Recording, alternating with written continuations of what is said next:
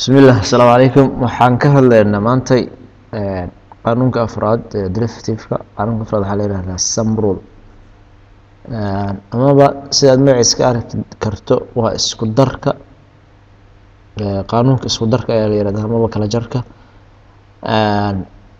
Isku darka iyo kala jarka haddii ay derivative kugu jiraan function lagu siiyo, derivative-kiisana lagu weydiiyo oo plus iyo minus u dhaxeeyo, mid walba goonidiisa ayaa derivative-ka ugu sameynaysaa, kadibna xalka ugu dambeeya ayaa kusoo baxaya. Markii qaanuunka si cilmiga ah uu qoran yahay sidan waaye oo buugagta lagu qoro calculus-ta, laakiin waxba ha ka cabsanin, kaliya un wuxuu ka wadaa d over dx oo laga wado derivative ku samee f of x na tusaale ahaan waa adoo haysto oo kaleeto x square oo kaleeto, iyo haddii aad haysto plus x g of x macnaha function kale x square iyo haddaan dhahno 2x oo kale aad haysto, waxay la ekaanaysaa derivative-ka oo tan koobaad oo aad derivative ku samaysa lagu daray tan labaad oo aad derivative ku samaysa. Sidoo kaleeto weeyaan kala jarka.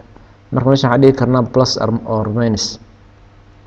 Marka haddii aan hadda tusaale ahaan usoo qaadano oo kaleeto, waxaan haysanaa f of x waxay la egtahay x square, g of x na waxay la eg tahay 2x. marka wuxuu ku leeyahay derivative-ka oo f of x lagu daray g of x soo xil. marka anaga waxaan dhahaynaa labadooda horta la isku daray waxay noqonayaan x square lagu daray 2x. marka aan ku magacaabno y ahaan tusaale ahaan oo kale aan ku magacaabno y waxay la eg tahay x square plus 2x oo ka dhigan maxay labadan function oo la isku daray.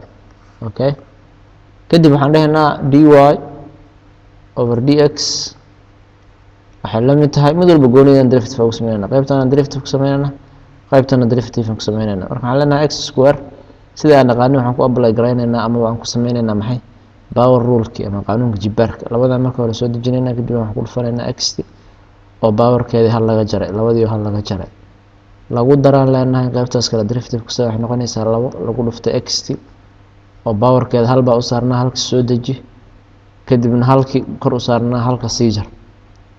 intaan oo dhan maxay ku noqonaysaa marka intaan oo dhan waxay noqonaysaa maxay x to the power 0 oo la sii eg hal. haddaan sii fududeyn marka waxaa kaga soo baxaya meeshan waxaa kaga soo baxaya 2x sababtoo ah 2 marka hal laga jaro x to the power 1 ay noqonaysaa, x to the power 1 waxaa loo qoraa x 2x plus 2 halba halkan naga soo baxay halka laba ku dhufo laba un bay ahaanaysaa. marka sidaas weeyaan power rule-ka. marka afartii qawaaniin saddexda qaanuun hore iyo kan afraad ayaan tusaale ka bixinaynaa videoga soo socdo. marka nala soco saaxiibada nala wadaag.